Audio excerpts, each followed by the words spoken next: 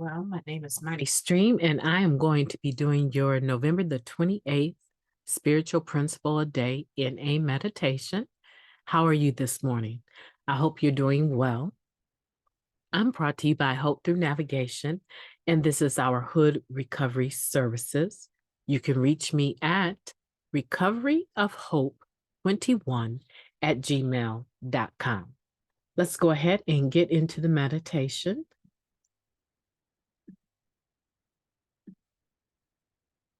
Okay, hopefully you can see that it's entitled Sharing Hope Freely.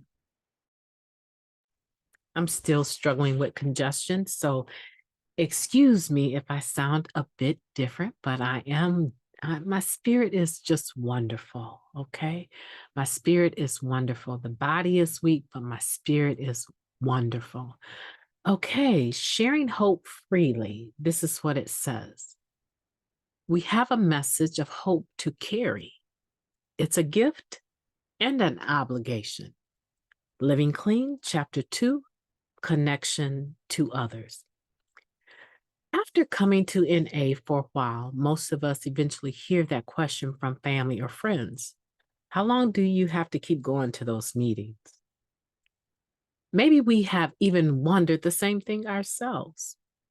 And then we're lucky enough to see a sponsee right in the middle of working step 2, open up to the ideal of staying clean just for today, for the rest of their life.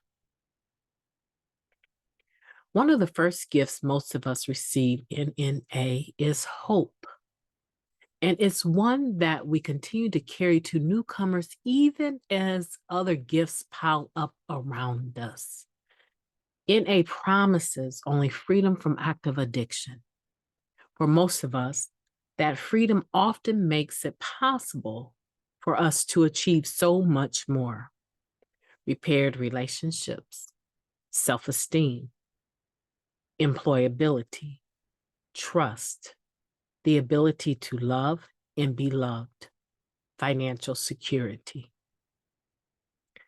When our lives, hearts, bank accounts, and bellies get fuller, we might find ourselves showing up to meetings a bit less regularly.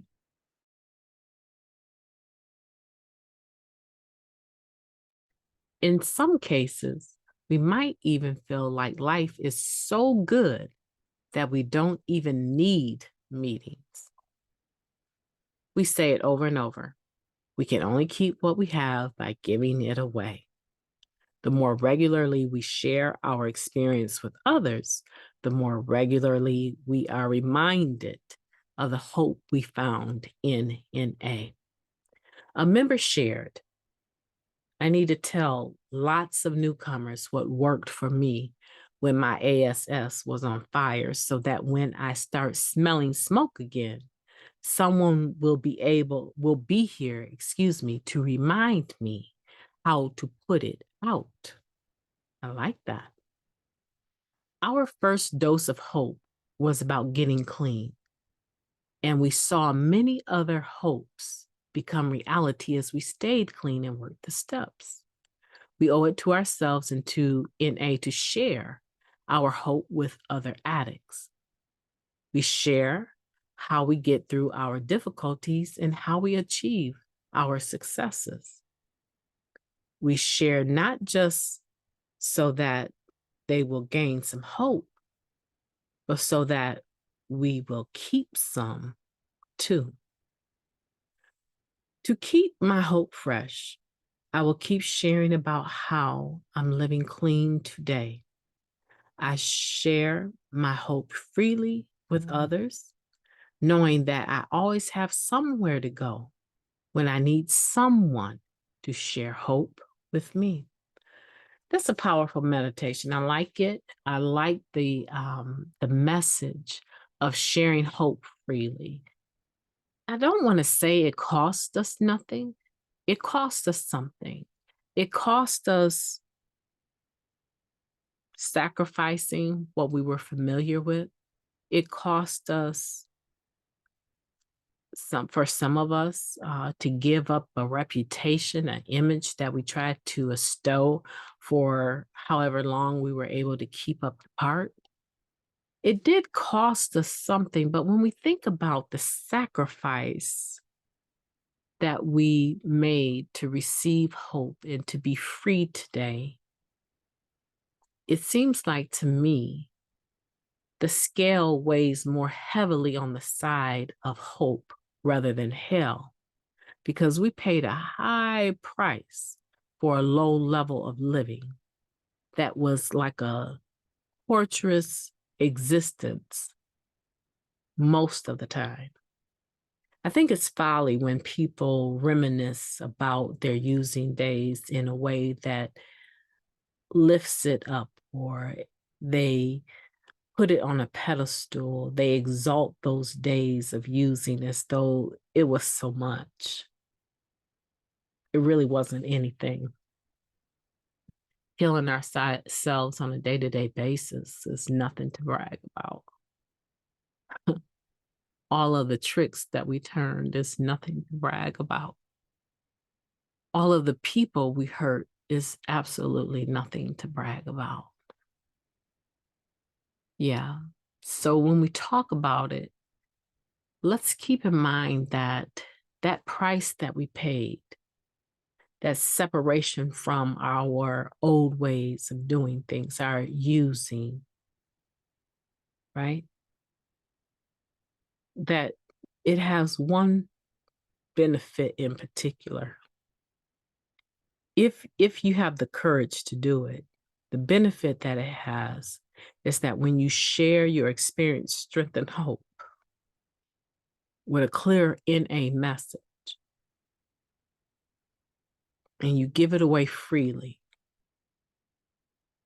right? When you give it away freely, genuinely, authentically, it helps another individual